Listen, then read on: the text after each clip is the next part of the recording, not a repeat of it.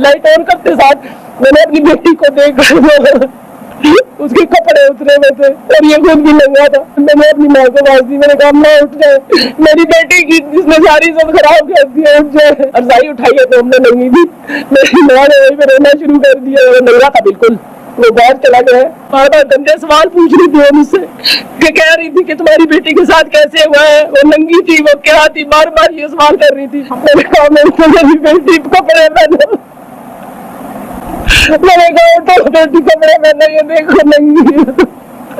नमस्कार। प्रतिदिन कितने मस्त खरवंशी अब्बू अपनी पिलूरियों को काली बोरी के बुर के आवरण से मुक्त करते हुए निरावरण कर उनके छोटे छोटे खेतों की खुदाई करते हैं, इसका सटीक अनुमान लगाना तो संभव नहीं है। परंतु टीम फुद्दुद्दीन द्वारा किए गए एक पशु सर्वेक्षण के अनुसार 72.786% मस्त खरवंशी अब्बू अपनी पिलूरियों के 13 वर्ष की पशु अवस्था तक पहुंचने से पूर्व ही उन्हें पेल पोसकर उनकी दुग्गी को एक लठलोलुप झोपड़ी में परिवर्तित कर देते हैं। टीम फुद्दुद्दीन का हमेशा से प्रयास रहा है कि रेवड़ राष्ट्र में प्रतिदिन अपनी पिलूरियों पर चढ़ने उतरने वाले की घोर घरेलू खुदाई की मस्त खरवादी पशु विद्या से मानव समाज को समय समय पर अवगत करवाया जाए। इसी क्रम में आज प्रस्तुत है टीम फुद्दुद्दीन की फुदफुदिया लठ चढ़ी द्वारा तैयार किया गया यह चलचित्र। इस चलचित्र में हम देखेंगे कि कैसे पशु युक्ति लगाकर एक मस्त खरवंशी पिछले 1 वर्ष से अपनी बीवी के साथ साथ अपनी 4 बेटियों को भी पेल पोस रहा होता है, तथा साथ ही यह भी जानेंगे कि अपनी ही बेटी को अपनी सोतन बनता देखकर रुष्ट हुई मस्त खरवंशिनी मादा ने क्यों सुख शांति से घरेलू खुदाई कर रहे अपने शौहर पर घरेलू खुदाई संबंधी अनियमितता बरतने के आरोप लगाकर उसे पशु पुलिस के हाथों बंदी बनवा दिया है। आप सभी भाइयों को ज्ञात हो कि आपके चैनल का मोनेटाइज होना संभव नहीं है और आर्थिक अभाव के कारण चैनल को चला पाना भी संभव नहीं है। आपका यह चैनल चलता रहे, इसका एकमात्र रास्ता आपका सहयोग ही है। आपके योगदान के बिना आपके इस चैनल का आगे बढ़ पाना संभव नहीं है। मैं 4-5 वर्षों से लगातार बार बार अपनी ओर से प्रयास कर रहा हूं, पर केवल आप ही थोड़ा बहुत आर्थिक सहयोग कर इस चैनल को बनाए रख सकते हैं और आगे बढ़ा सकते हैं, अन्यथा तो मेरा सब प्रयास व्यर्थ हो जाता है। मैं एक बार पुनः प्रयास कर रहा हूँ, आशा करता हूँ कि आप भी अपना दायित्व अवश्य निभाएं। आज में मौजूद हूं तहसील गुजर खान के इलाका देवल में, जहां पे इंतहाई अफसोसनाक वाकया पेश आया है। सौतेले बाप ने अपनी बेटी के साथ ज्यादती की है, उसको तशद्दुद का निशाना बनाया है। पहले अपनी बीवी को नशावर चीज देकर उसको सुला दिया, बाद में बेटी को भी नशावर चीज देकर उसके साथ ज्यादती की है। ये सारा वाकया किस तरह से हुआ जानते हैं बेटी की। मेरा आप मुझे बताएं कि आपकी बच्ची के साथ ज्यादती जो है शोहर ने कब किस तरह से की है। दूसरे महीने की 11 तारीख को जब मुझे बुखार हो रहा था तो मैंने अपनी बेटी से कहा, शाम को मैंने कहा हलीमा बीबी मुझे थोड़ा सा कावा बना के दो और बीच में ना नींबू निचोड़ के दो, मुझे ठंड लग रही है। मेरी बेटियां पढ़ रही थी चारों, तो मेरे शोहर ने कहा कि इनको रहने दो, मैं खुद बना के लाता हूँ। मैंने कहा ठीक है आप ही चले जाओ।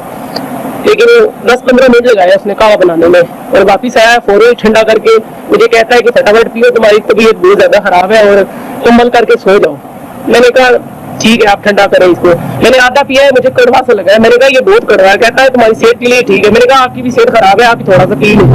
कहता है कि नहीं आप पियो, आपके लिए है। मैंने वो पिया है। वैसे मैं सोती नहीं हूँ जल्दी, जब तक मेरी बेटियां ना सो जाए, मैं टीवी ना बंद करूँ, अपना दरवाजा ना बंद करूँ, मैं सोती नहीं हूँ जल्दी। उस दिन में ऐसा हुआ कि कावा पीते साथ ही मैं लेटी, पहले मुझसे पूछता है तुम्हें चक्कर तो नहीं आ रहे। मैंने कहा नहीं चक्कर नहीं आ रहे। 5 मिनट गुजरे फिर कहता है कि तुम्हारा दिमाग सुन रहा है। मैंने कहा नहीं, मैं चरपाई पे लेटी हूँ, ऐसे ही लेट गई हूँ। मैं 5 मिनट ही लगे, मैं सो गई हूँ, मुझे पता ही नहीं चला मैं सो गई हूँ। 10 बजे तक तकरीबन हम सब सो जाते हैं। तो हलीमा जाग रही थी, तो कहती है कि चाचू कहते हैं मुझे हलीमा बीबी तुम भी जल्दी सो जाओ, सब सो गए हैं, तुम क्यों जाग रही हो। कहती है चाचू मैं कौन करो तो बुला रही, मैं सो जाऊँ, आप सो जाओ। फिर उसने कहा कि ठीक है, लाइट ऑफ कर दिया है, टीवी भी ऑफ कर दिया है। वो जागता रहे, देखता रहे कि हलीमा कब सोएगी। हलीमा जब सोने लगी है तो उसने वॉशरूम का दरवाजा खोल के अंदर चेक करने के लिए गया, क्योंकि वॉशरूम के पास ही मेरी छोटी बेटी की चरपाई थी। देख रहा था कि वो सोई है कि नहीं। उसने देखा कि सो गई है, वो फिर गया है मेरी बेटी के पास। बड़ी 11 बजे तक वो एक मरतबा शायद वो अपना काम कर चुका था। 12 और 1 के दरमियान में मुझे होश आने लगा।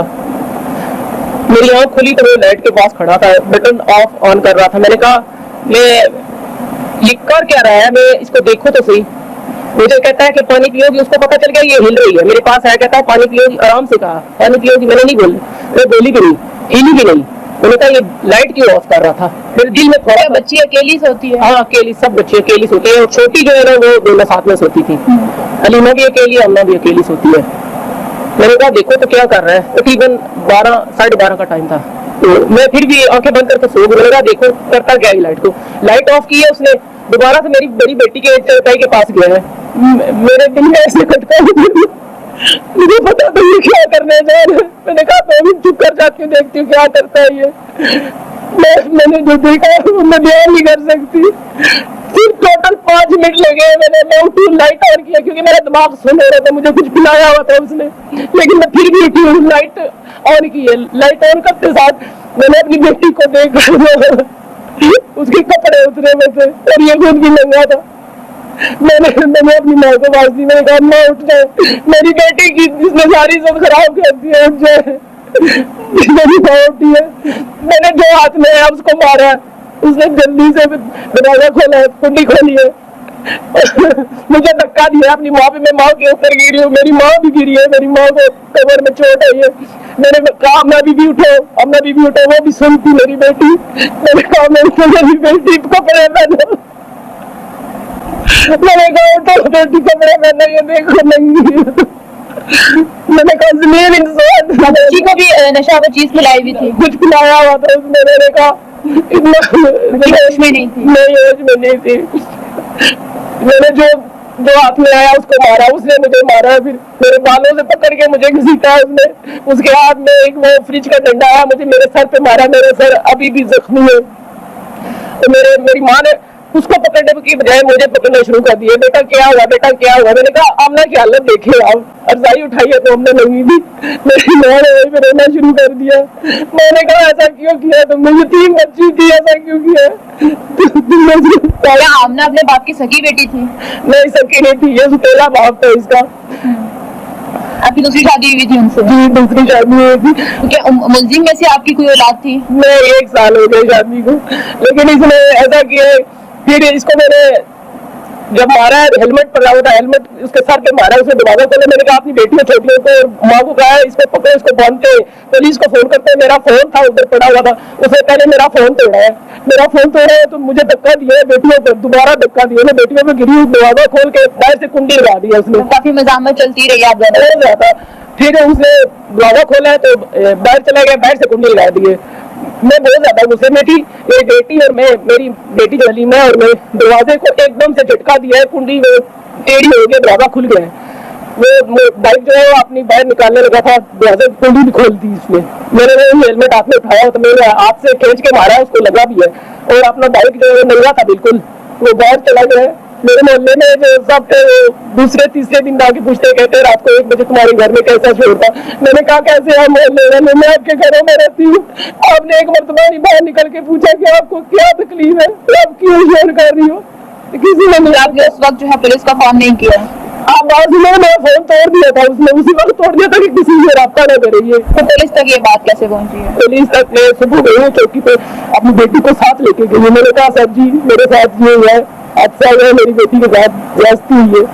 तो कहते हैं कि ज्यादती ये झूठ बोल रही हो, तुम झूठ बोल रही हो। मैंने कहा आप इसका डीएनए करवाए प्लीज, डीएनए करवाए, वो क्या कहते हैं उसको, मेडिकल करवाए इसका। मैं उसको कहती थाना इंचार्ज को, वो कहता है ठीक है करवाते, आप बैठो करवाते। इतना इजी लिया हुआ था इसको। मैंने तो सोचा था कि मैं जैसे जाऊंगी उनसे कहूंगी वो फौरन एक्शन लेंगे, वैसा कुछ भी नहीं हुआ, वैसा कुछ भी नहीं हुआ। आज तक 1 महीना हो गया मुझे इंसाफ नहीं मिल रहा। मैं कभी किसके पास जाती हूँ, कभी किसके पास जाती हूँ। मुलजिम अरेस्ट हो गया है? हाँ जी, बड़ी मुश्किल से हुआ। वैसे उसको तो ये तफ्तीशी बचा रहा था कि ये मुलजिम अरेस्ट ना हो। बच्ची का मेडिकल करवाया?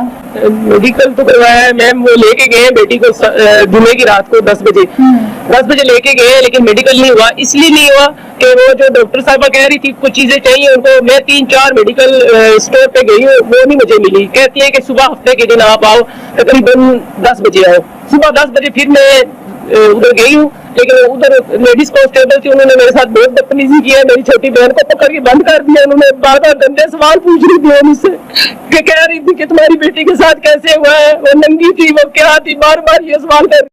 मस्त खरवादी खुदाई की पशु विद्या में पारंगत एक मस्त खरवंशी नर सदैव एक ऐसी मस्त खरवंशिनी मादा से खुदाई अनुबंध अर्थात निकाह करने का प्रयास करता है कि जिसकी पहले से कुछ पिलूरियां हों, ताकि एक मादा के झोंपड़े के साथ साथ उसकी पिलूरियों की दुग्गियों में भी लठ प्रक्षालन का पाश्विक सुख पाने का अवसर उसे प्राप्त हो सके। वैसे तो यह सब आसमानी खुदाई की किताब में वर्णित एक सुंदर मस्त खरवादी परंपरा है तथा प्रत्येक मस्त खरवंशी पशु परिवार बड़े उत्साह से इस मस्त खरवादी घोर घरेलू खुदाई के खेल में लिप्त रहता है। परंतु आज के इस चलचित्र में जो घरेलू खुदाई खुदाई संबंधी पशु विवाद हमने देखा, इसमें पशु विवाद का कारण यह नहीं था कि अब्बू ने अपनी पिलूरी के खेत में खुदाई कर दी, ऐसा फुदफुदिया लटचढ़ी ने हमारे मुख्य गुप्तचर फुद्दुद्दीन को बताया है।